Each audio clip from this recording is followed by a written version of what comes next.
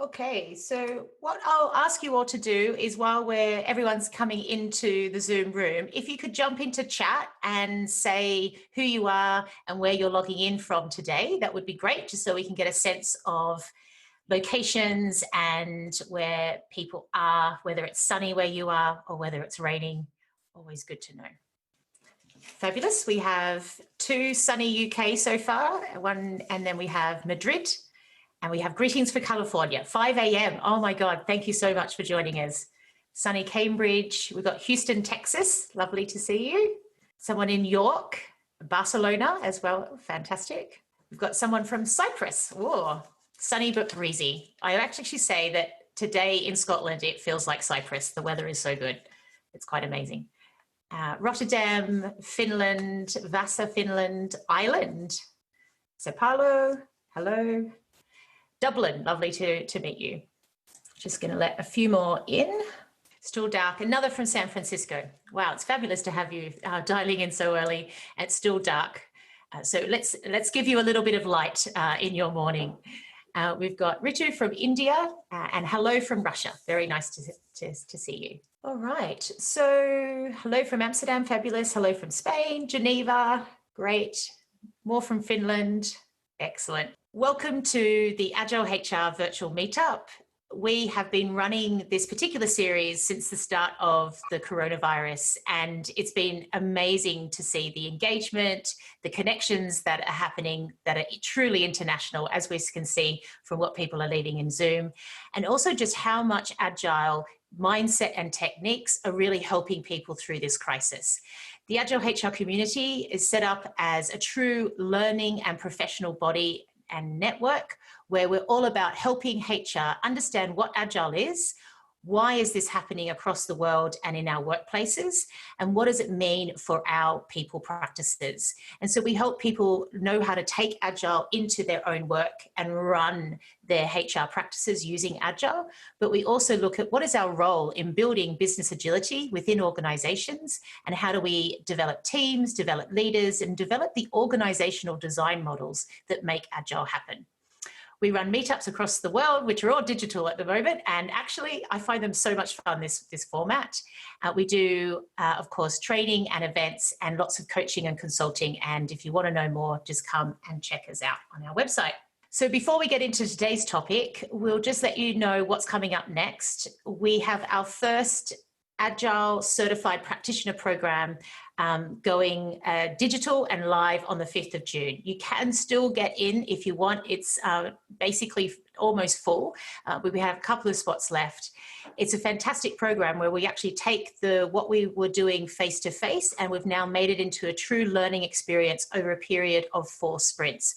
I really think this is a great way to learn, and would love to have you on board if you want to join us. You become certified through the program, so different to face-to-face where you do an assignment afterwards. This one is you're certified as you go.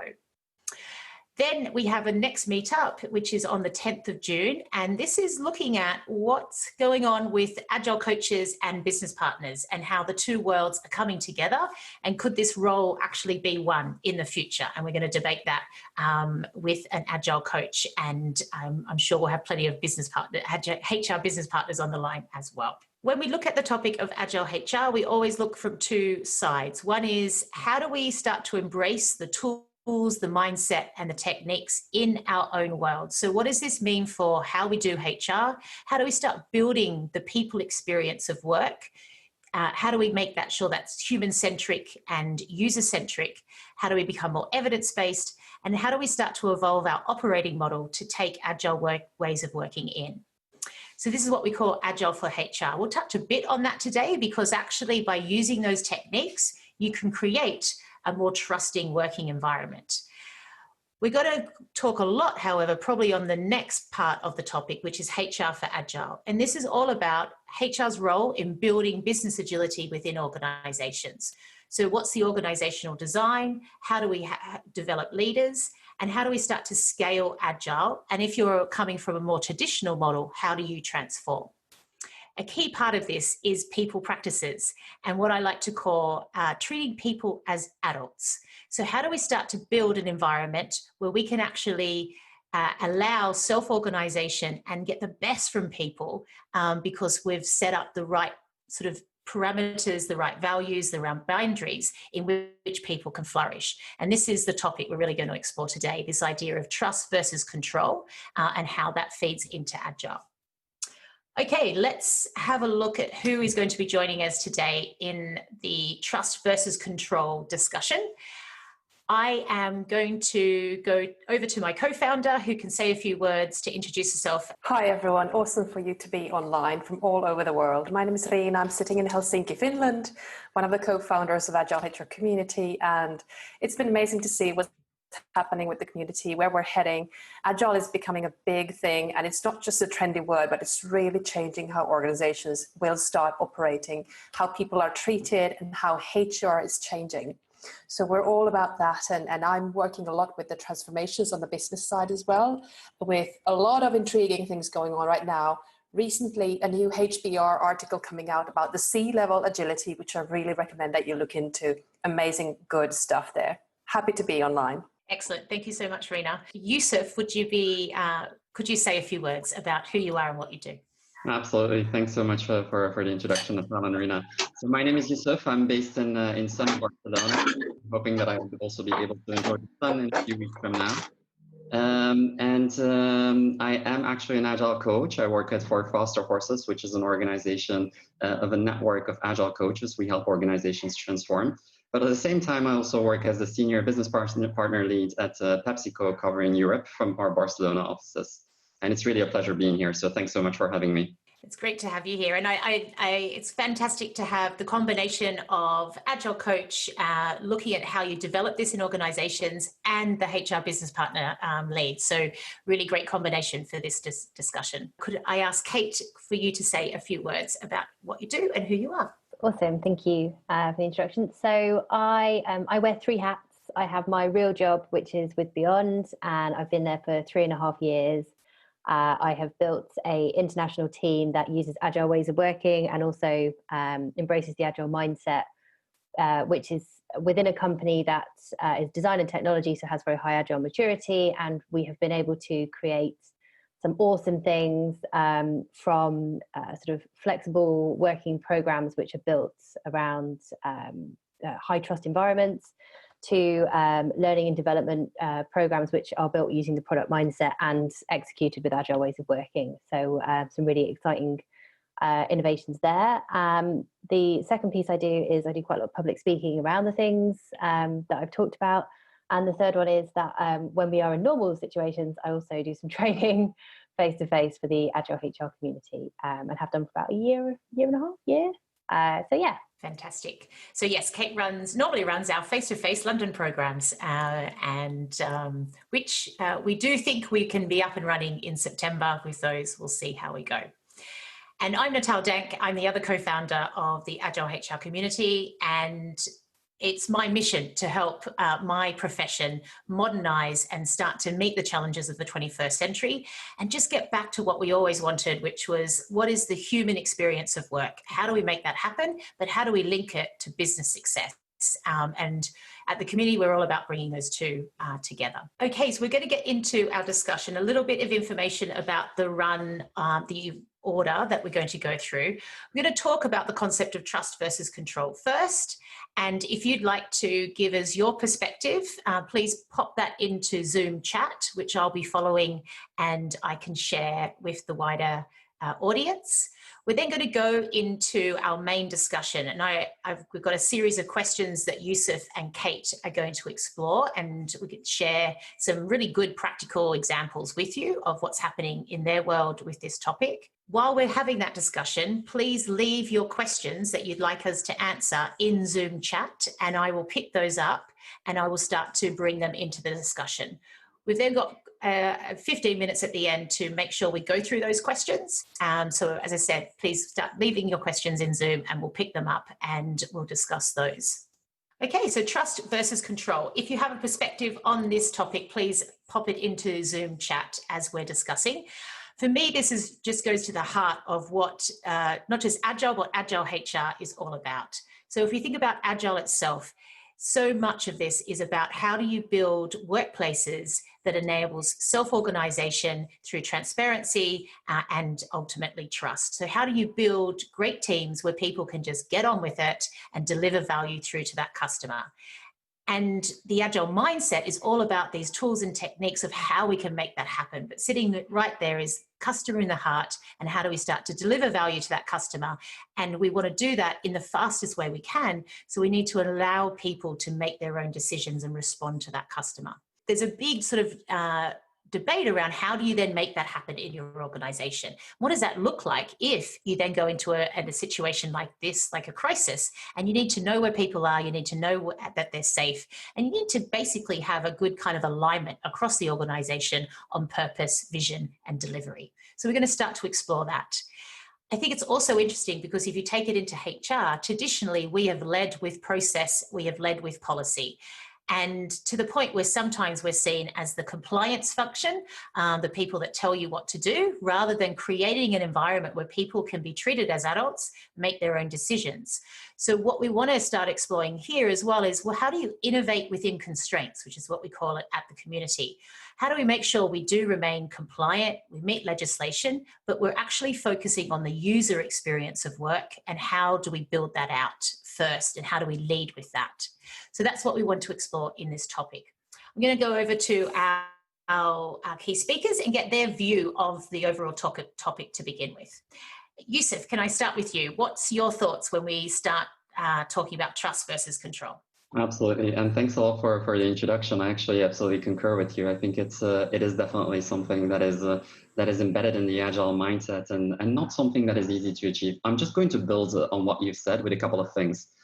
Number one is, if you look at the 3 laws of Agile, what actually truly defines an Agile organization, being in the first one around the customer, the second one, the law of the small team, and the third one, the law of the network.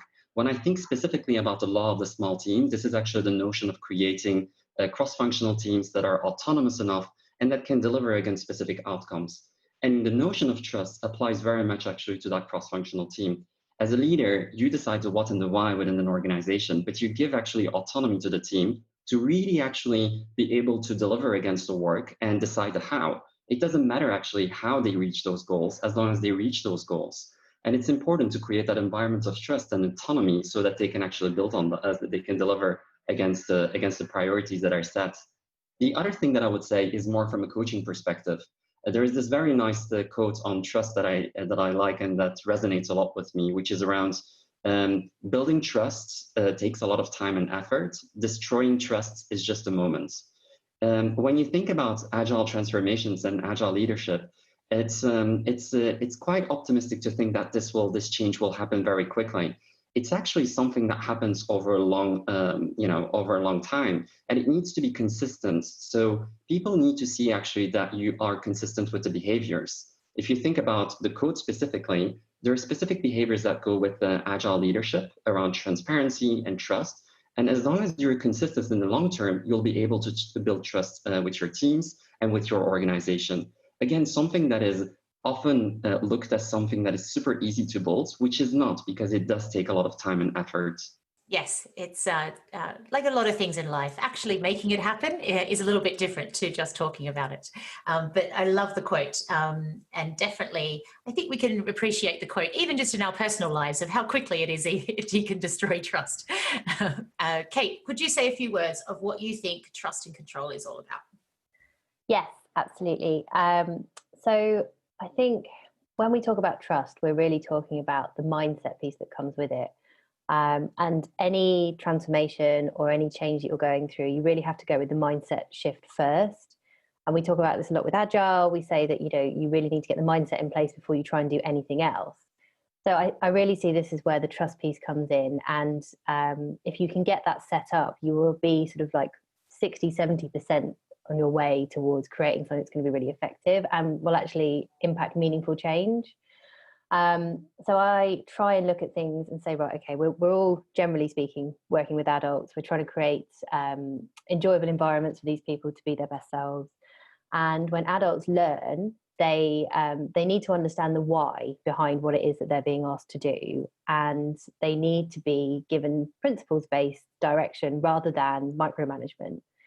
So linking up to what Yusuf was saying about the autonomy piece, if you want to motivate those people as well and provide meaningful change, you need to make sure that you are focusing on autonomy. We know that Dan Pink talks about the magical triangle that you've got.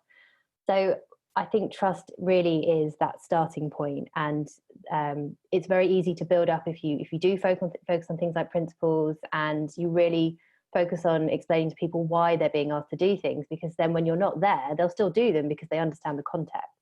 So fantastic. Thank you so much for that. And I really like that you talked about how you need to make the environment in which people work and learn enjoyable. I think that's very interesting. So not only do we need to know why, but we actually need to enjoy ourselves. And if we do, we're much more likely to feel comfortable and able to make our own decisions. So I really like that. I'm going to hand over to Rena. And Rena, can I get you to also comment a bit about, so we're saying trust and control. So what is it? Why do we often go for this control, particularly maybe in times of crisis, over trust? And then what's your thoughts around this topic? I've got a couple of things that I wrote down listening to amazing your thoughts from Yusuf and Kate. I was thinking about transparency and numbers, and trust goes both ways. So you can't just say, I trust you to do, go ahead and work with what you want to and come back when it's ready. No, there needs to be trust both ways. So you have to be able to show what you're doing. There needs to be transparency into the process of work and what you're delivering. You need to have KPIs, and you need to know where you're heading to be able to take that accountability and responsibility of working self-organized in a team. So it works on that we deliver, we don't overpromise, we improve continuously together in the team. And one thing that I would say is that we need a human view which assumes good intent. We need to assume that people want to do a good job, they want to deliver, they want to succeed together. They're not there to for selfish reasons or trying to get away with as little as possible. So we need to start from the human view. What I think is important as well is that some people think agility is just go ahead and do what you want, don't plan, just start, bring me something. That's as far from agility as it can be. So Agile is quite a lot of planning, agreeing on where we are heading. The vision needs to be clear. It's just not go ahead and do what you want. And especially we're continuously weighing the value and the effort of what we're doing. And if you're not doing that, you're wasting time and effort in your team as well. So there are a lot of these things which kind of builds on trust and control, or trust and business value, I would say, which we need to keep in mind. Another thing is that some people that I would work with, not just HR people, but I work quite a lot with the business side and product development side, they're talking about quality. You can't manage quality in an agile project. Yes, you can, actually. There are ways of how to handle quality and how to handle those constraints that need to be there, those must-haves. And there are methodologies to do that as well. So agile isn't just about, as I said, doing what you want. So I think the customer value, these working with these constraints are super important, but the trust goes both ways. If you're not delivering, we need to look into how we can improve and see what's wrong. Definitely. And Agile itself is is a fantastic performance feedback loop that operates naturally once you've got it going in your organization. And so much of what often HR is trying to put into performance management is all about trying to make sure we've got the right data, or people are getting, we know how people are performing, people are getting feedback. And actually Agile can make that happen in itself. And this is a really powerful tool once you get it going across your organization. Let's go into our main discussion around the topic. And as I said, if you'd like us to look at particular questions or particular topics, please put them into Zoom chat and we will start ticking those off. So I'm going to ask Yusuf to talk to us first. And we've talked already about this connection between trust and agile leadership. And I know when we got together recently, we were talking about what is this now looking like when you've got coronavirus, and actually the norm has changed, and how do you make sure that the agile leadership can still take place? So if I could get you to talk a bit about this connection between trust and agile leadership, and then how do you lead with trust in times of crisis, and any kind of examples that you're seeing working well? Yeah, absolutely. I think it's really interesting because I'm going to build a bit on what Rina and Kate have already shared, actually, especially around the specific times actually that we're in, and the pandemic is a really good example of how certain behaviors or how certain ways of working have been shifted, actually, maybe even thanks to this pandemic. And I'll say a couple of things. Number one, I think it's during times of crisis, you need to increase transparency as much as possible.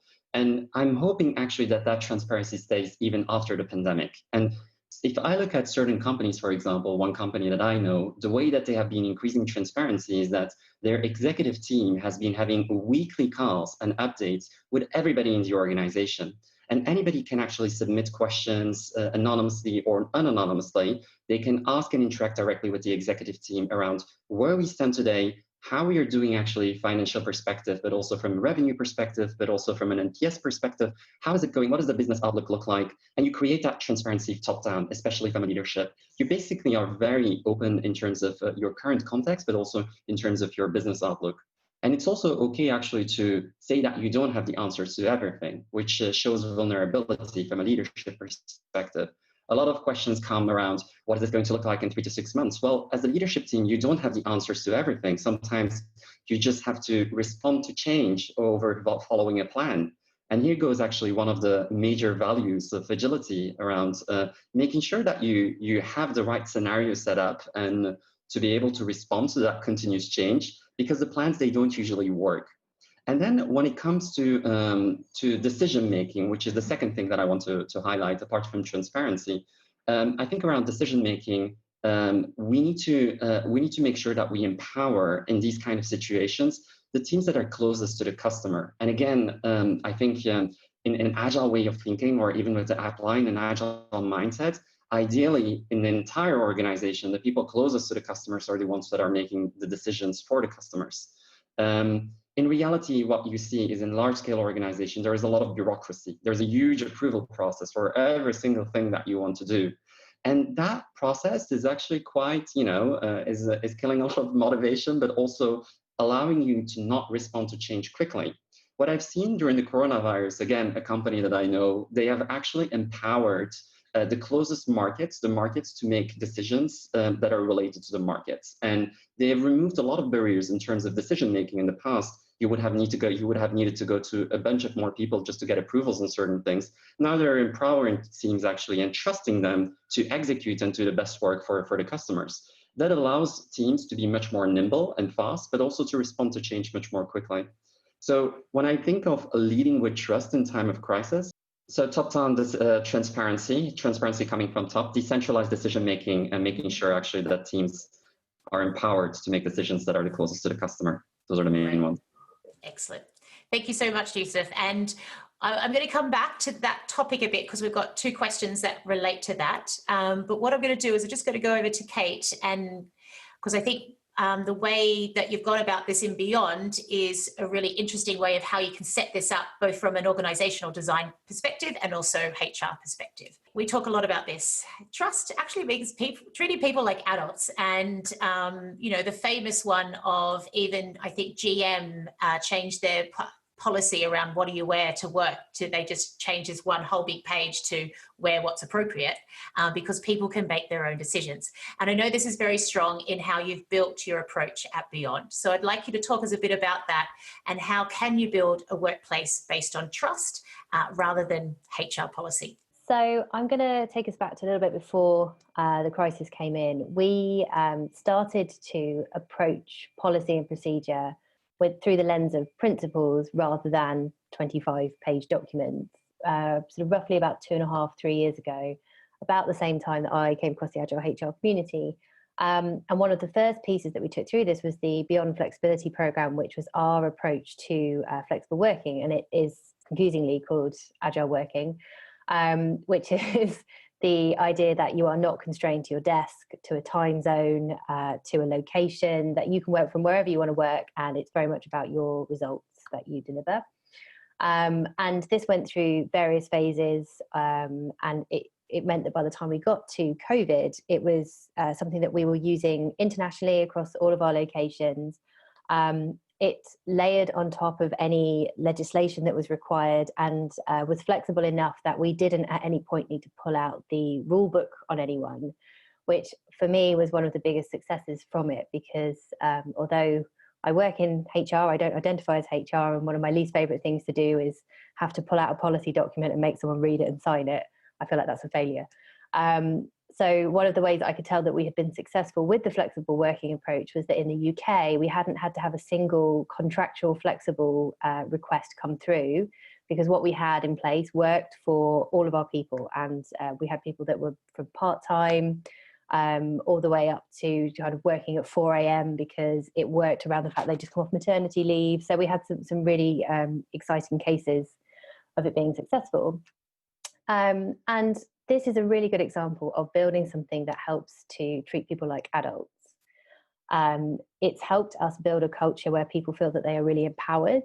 And one of the things that we actually did, or two of the things that we did specifically for the COVID era, is we said to people, okay, if you're probably feeling a little bit like suddenly you can't see your team anymore, and maybe you were struggling with that before, or you're not sure how you're going to be able to collaborate creatively with people because you can't get in a room together.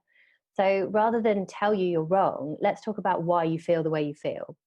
So we went through the route of educating people on things like neuroscience and emotional intelligence, and got them to understand things like the dog brain and those initial feelings of kind of defense that come up, or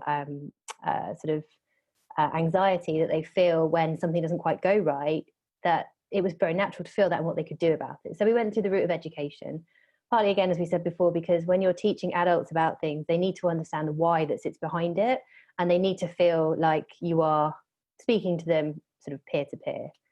Excellent. Thank you so much. And I think it is a true test of any HR policy, no matter what you want to call it, that it works when there's suddenly a pandemic across the world, and it truly needs to kick in. And I think what's been really interesting about the crisis, and a lot of the discussions that we've been having at these meetups, is that the organizations that already had led with these types of ways of working were well equipped to then deal with the fact that people needed to now work at home. They need to now share their backlogs and what they're doing, through transparency. They needed to now have calls where everyone came online together because they were already operating in this way.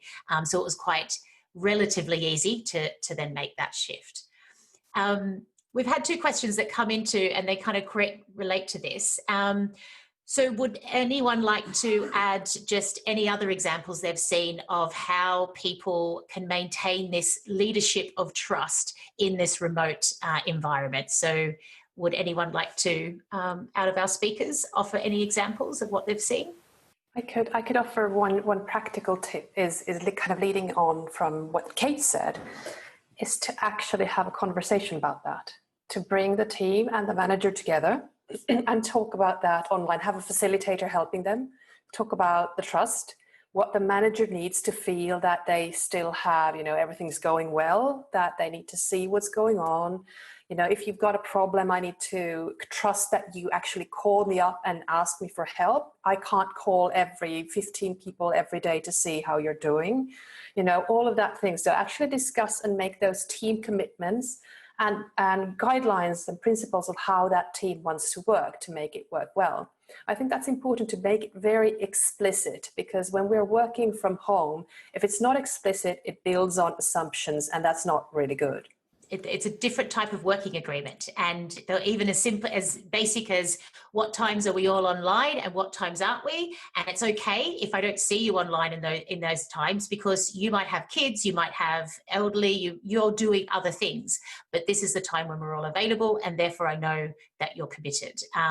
So it's actually just starting to think differently about how we do our working day. Yusuf, I think you've got something to add. Yeah, maybe just on a different, still within the umbrella of obviously trust and leadership, thinking in a remote context is making sure actually that you still have time with the team talking actually about something that is not related to work. And it may seem very trivial and very basic, but making sure that you basically go through, whether it's on playing some games together, making sure that you actually dedicate some time on on just exchanging on how the week has been going. And that actually still allows also to build the trust, making sure that you have that time allocated. No, I think that's a great point, because we trust people that we know, that we know something about them, that we feel comfortable with them. So really great point. I build on that just quickly. I've seen amazing things happen with the COVID crisis, how people and even clients are asking, how are you? How are you really? And they have this compassion. If something goes wrong, if the network isn't working, or a kid shouts in the background, or somebody says, "Mama, there's poop," it's all fine. Everybody are laughing. It's all right. We're human beings. So it also builds that trust is somehow in a different way than when we're face to face and having those fancy suits on and bringing our professional selves to work. Yeah, it's brought the like nothing else, the personal and the work world together like we've never experienced before, which is great. Excellent. Thank you so much, guys. And then I might just throw this over to Yusuf, and then we'll go to the next rounds of questions. Is there any suggestions you have to help other people recognize their blind spots when it comes to helping leaders develop agile leadership skills, basically? So anything that you would suggest to help people recognize blind spots when they're developing as an agile leader? Yeah, that's a really good point. I think actually it comes up in every single agile transformation or agile ways of working that I've been involved in, is how do you actually help get on board the people that you might not be seeing the full picture. I think you can do this 3 different ways. Number one is engaging in a radical candor conversation. So I always think of radical candor, full transparency, but giving and receiving feedback actually in both ways. So making sure that you understand where the person is coming from. What are the different things? What are the different perspectives that this person is having? Is maybe there are specific reasons why he or she is not seeing his blind spots or her blind spots. And you do want to apply a lot of emotional intelligence in that conversation, right? Making sure that you put yourself into the shoes of the person and really understand, fully empathize and really understand where this person is coming from. It's also okay for you to share your own perspectives and state that it's actually your perception and that this is how you see things, and ask for people's opinions. So explain how you see things, why you might be having differences, points of views here, and basically challenge this, but again, through radical candor and in a very healthy way. I always think when I work in agile teams, this morning, for example, at Pepsico, I was with the Agile Council, we challenged each other in a very healthy way. And we don't always agree on everything, and that's absolutely fine. There will be differences in every single team. There's no team is perfect, but it's more so how you deal actually with those differences that matters. And you want to make that as a working agreement. Make sure to incorporate feedback as a behavior. And once you actually start flexing that muscle over the long term, you'll create transparency, but also trust. Okay, I'm going to keep moving. I've just had one comment from Ian, who says, I agree with Yusuf 100%. Emotional check-ins with teams are essential with remote teams. We don't see who is feeling down, lost when they are remote. And I know that Kate and Beyond have been doing some work around this a lot as well. Okay, so I'm going to jump over to our next questions. Yusuf, back to you. So talk us through how transparency helps with trust. So we have touched on this a bit already. And in particular, how it helps build an agile organization, and any example of what this could look like in practice that you could share us. We talked earlier on how you create transparency from a leadership perspective, right? There's this organization that I know that is actually scheduling weekly calls with everybody in the organization, and they can submit Q&As. So I feel we've covered the one way. Now, let's think about the other way. How do you actually create transparency bottoms up and making sure that the teams get visibility into the work that they're doing broadly to the organization? There are a number of agile methodologies and tools that you can leverage actually to illustrate and to provide transparency to leadership teams. One of them being Kanban, others apply more visualization tools. So there is a set of tools that you can actually use so that leaders have continuous visibility to them. What I really like, for example, is also to open up some of the ceremonies. Some of our daily stand-ups are actually open to our leadership teams as well. We don't expect them to be there every time, right? But whenever they want to know something and they want to have visibility in terms of where we are the project, where we are struggling, what we're struggling with, and also the opportunities where we might potentially help with, they can just jump in on the daily stand-up and they can be brought up to speed as they wish. We don't spend time anymore in doing all these decks with stakeholder analysis management that we used to do in the past. And we have really moved away from those bureaucratic things, just making sure that they actually have access. If they want to have transparency, they can have it. I'll illustrate this with a final example.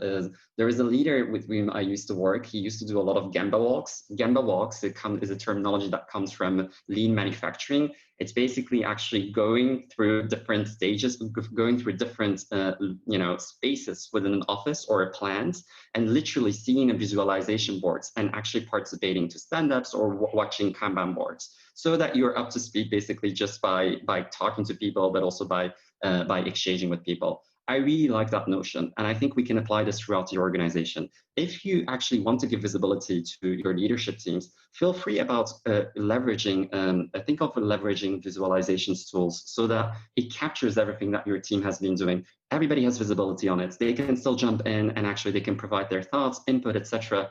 And you create that transparency from a bottoms-up perspective. Again, earlier on we talked more on the tops down, and now we talk more about the bottoms up. Excellent. Thank you so much. And I think that's the key, isn't it? Is that transparency goes both ways. And this is how we know what everyone's doing, and we can enable real-time decision-making at that team level and at that even in that individual level. And that's the glory of Agile. Excellent. Thank you so much, Yusuf.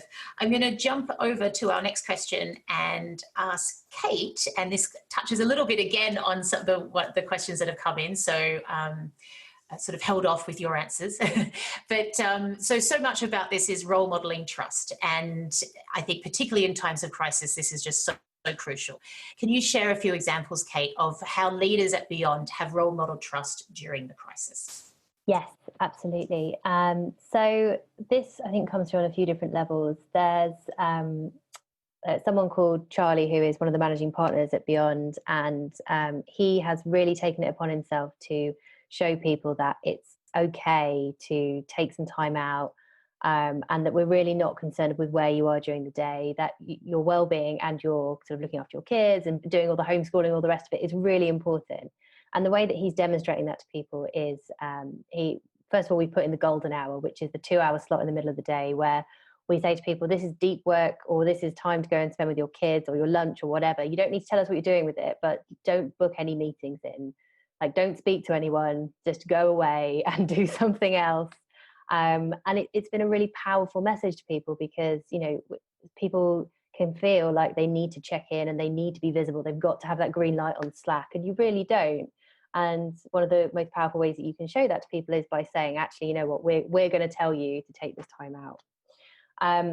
The second thing that he's done is he's actually stood up and he's been very vocal about the fact that sometimes he will just take some time out because he needs to go and have a nap, or he needs to go for a run.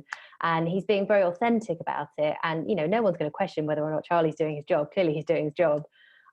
Which means that it really empowers other people to feel like they can do those things too. And I think that has made a real difference for us. He also, one of the beautiful things that has come out of the crisis is that the borderless approach is something that is becoming more likely at Beyond. And we've worked for a while now to try and remove this, I work for New York, I work for San Francisco, I work for London, to become more of this borderless approach.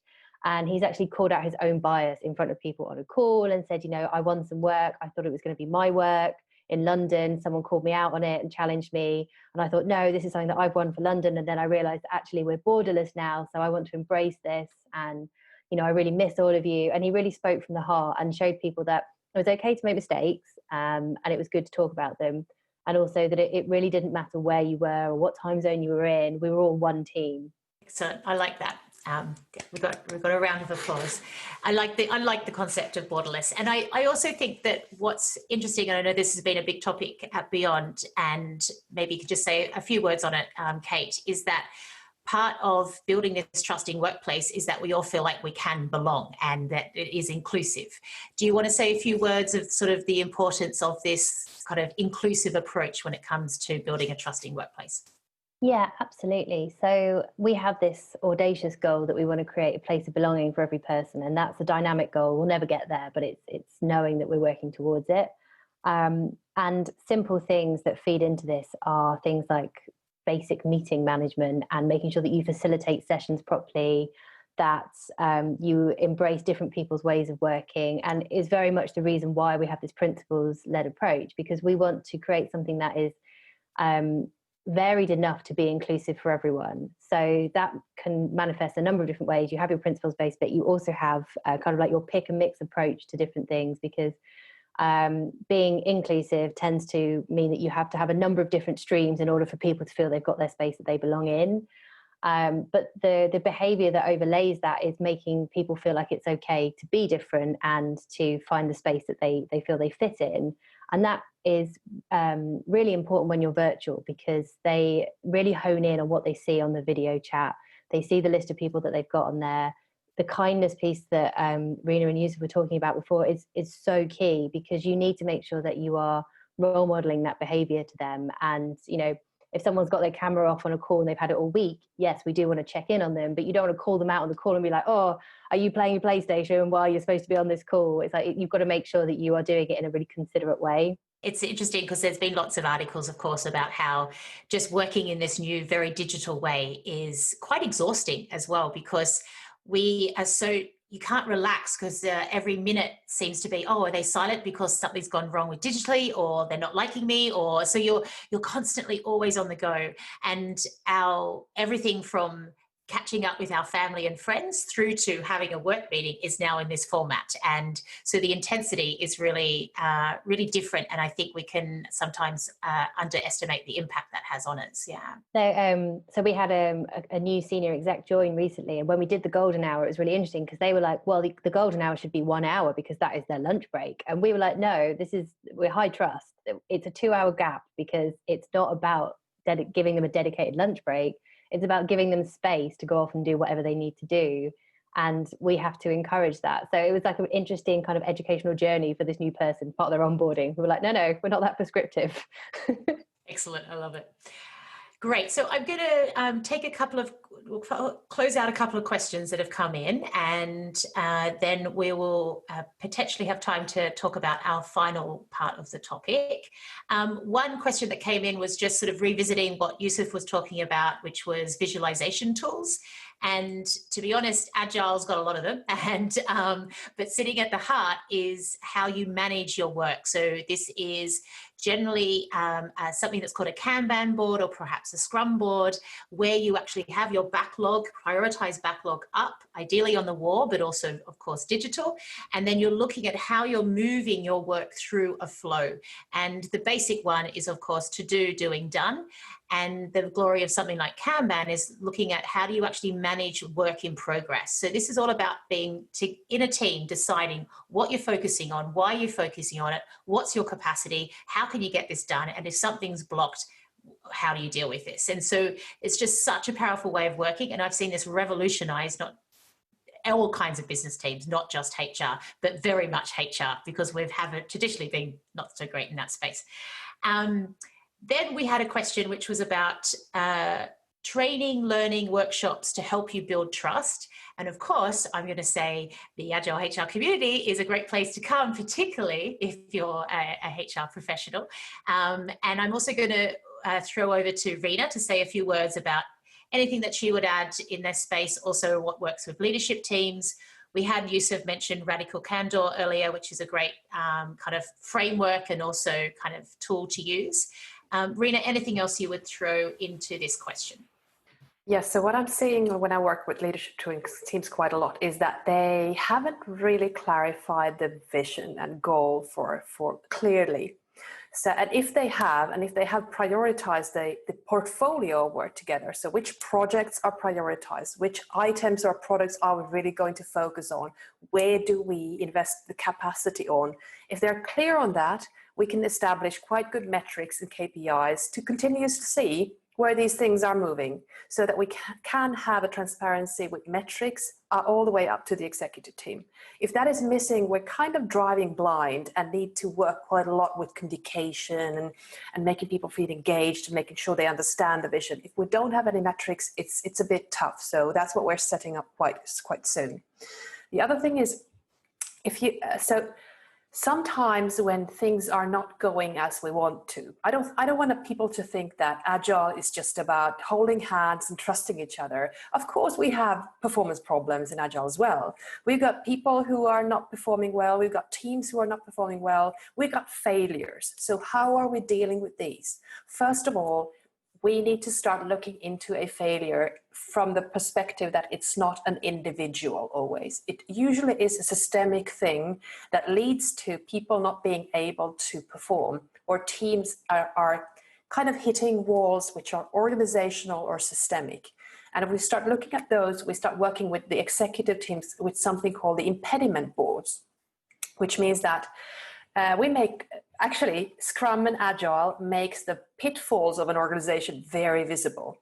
It really points out that this thing here, or this connection here, and this dependency here isn't working, and we need to do something about it. Otherwise, team A, B, and C can't really proceed. So we work with these impediments, prioritize them, and start getting rid of them as well. If we are looking into performance problems on individual level, of course, it's the same as in any kind of work environment. We have to have those conversations. We have to start looking for root causes. There might be conflict resolutions that we need to look into, helping managers and these team members talk about that. So Agile doesn't take away these things. I think what Agile brings is more transparency, an ability to actually have that visibility across a whole organization, and the metrics that we can start prioritizing and looking where the job is. I think that's a part of this, which is very important with the trust control thing. Definitely. And this is, I think, particularly, this is where you get what lots of people are trying to get to with the control aspect, aren't they? So they start getting worried, oh, if we're just allowed to make decisions at any time, or we allow people to self-organize, I'm not going to be across things, we're not going to meet our targets, and performance is going to drop. So this is demonstrating how Agile flips that and says, actually, by embracing the discipline around Agile, you actually get the control you need. And I find actually even more, because everything is shared, everything's open, and we know where we stand, both as a leader and as each person in a team. So really great points, Rena. Thank you for that. That's kind of talked, I think, a lot around the other question, which was around suggestions of visualization systems that work well. So thanks, Rena, you went into that a lot there. We also had a shout out that someone has just started using a Kanban board through a Jira project management tool recently, and the experience was really positive. So that's great to hear. Love to hear more about your story. We also had a shout out that they agree the Agile HR community is the best place to go for learning how to put these tools into action. I'm going to go to the one final question that's outstanding, and I'll throw it over to Kate first and then Yusuf. So there's any strategies in dealing with upper executives, so C-suite, who clearly exhibit distance and maybe cultural bias? So what if you're in a one-to-one meeting with them and they say something that is clearly biased? At that point, you're in low trust situation. So any kind of comments on around dealing with something like this? I'll go over to Kate first and then to Yusuf. I think if you're in a one-on-one situation, depending on your relationship with that person, you are in a great position to be able to work out what the root cause is of that feeling or that emotion that they're showing. And I think one of the most important things to bear in mind at that time is that you don't want to make anyone feel bad. So if you are in that situation and you have the opportunity to try and work through what that is, the best approach to take is more of a kind of open question, consultative one with them, to understand what it is that's actually behind that and to dig in a little bit further. And a great opening question to that is, I'd really like to unpackage that or dig in a little bit further into that comment. Could you just let me know what you mean by that? And those are the best ways to go into it without sort of being too confrontational, because you tend to find in situations where as soon as people feel defensive, you've lost them, and you're basically having a battle. And you might win the battle, but you're not going to win the war, and they're going to go away and they're going to think, negative thoughts about you and the whole experience. So if you're not in a one-to-one situation, then I would probably say don't approach it and go and find a one-to-one situation with the individual where they're in a very safe environment. Maybe you're having just a coffee together, or you can just have a check-in, and you can then bring it up that way. But the main thing is not to come across as sort of preachy, and to make sure that it is very much about you partnering with them to understand what it is that's driving that thought. Definitely. There's so much of unconsciousness, if that's not really a word, but there's a lot of unconscious bias going on in this space, and you actually need to dig into that to start to see what's going on. Yeah, great. Yusuf, could you say a few words around this question? Absolutely, and 100% concur with what Kate has said. The few additions that I have are we said at the beginning, you mentioned at the beginning, well, there's a C-level suit person who was actually potentially biased. We're all biased. Maybe when you're going to that conversation, you're actually the one who has a bias about the fact that he or she has a bias. So the ability to question yourself is absolutely key, because there are also things that you might be questioning, actually that might not be right. And the openness to talk about it is the most important thing. Depending on your relationship with the person, similar to what Kate said, I would say if you have a high trust relationship, you can challenge the person openly. The other approach is obviously more from an inquiry place, is asking a lot of questions, understanding where the person is coming from. I've always, I feel actually this example is so real, because this has happened to me a number of times with the senior leaders, and every time I always wonder, like, after the conversation, is there something that I did or said that I could have done differently? And one key takeaway, apart from asking actually a lot of open-ended questions and trying to really empathize with the person, is also trying to see like whether there's any low-hanging fruits that we can identify. You need to let go of certain things. You cannot win every single thing. And again, Kate had mentioned about the war, which I really like, is you cannot win all battles. What you do need to make sure is that you identify, and you also need to identify the low-hanging fruit, but also let it go. There are certain things that in agile transformations are happening, or even our roles as the HR and / agile leaders, that we need to let go of, and that's completely okay. It's you need to find you need to meet each other halfway through and make sure that you also show flexibility and adaptability towards the other person's behavior. Excellent. No, that's fantastic. And I know what you mean. Every time a conversation like that happens, actually for your own development, I think that's a really good thing. Always think about, how could I have done this differently? What can I do next time? Because so we constantly develop our own way of dealing with these situations and our own ability to coach around this. What I'm going to want to do is I'm just going to say thank you to our fantastic panel, and also just tell you what's coming up next. So we've got our digital program for the Certified Practitioner that's starting on the 5th of June. We've still got a couple of places. It's quite full, which is really exciting. Let us know if you'd like to join. And our next virtual meetup is on the 10th of June, and we are debating the converging of the worlds of the HR coach and the of the Agile coach and the HR business partner. So Yusuf, could you say a couple of words to set everyone on their way today? Yeah, absolutely. So thanks so much for having me. It was great to be part of this panel. And I'm actually going to reiterate the quote that I really like on trust, as building a trust that takes a lot of time and effort, but destroying trust is a moment. That was a game changer when I actually read it a few years ago. I have to think of all my personal and work relationships and how much of that actually is applicable and true. So I hope you can take that away for the rest of the day and the week. Thank you.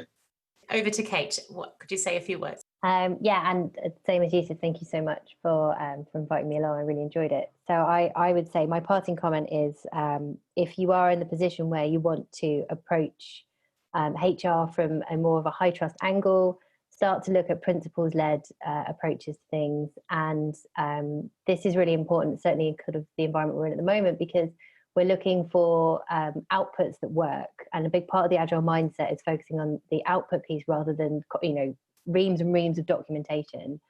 A 28-page policy will not make anybody happy other than the HR administrator who formatted it. So really try and move away from that and try and think about the fact that you are dealing with adults and we trust them, and therefore a set of principles that guide them will really make a big difference. Agile HR is a way that we can really transform our profession and start to build trusting workplaces, which I think is definitely all about crafting the future of work. So thank you very much. Have a great day. Thanks, Kate and Yusuf. Thank you.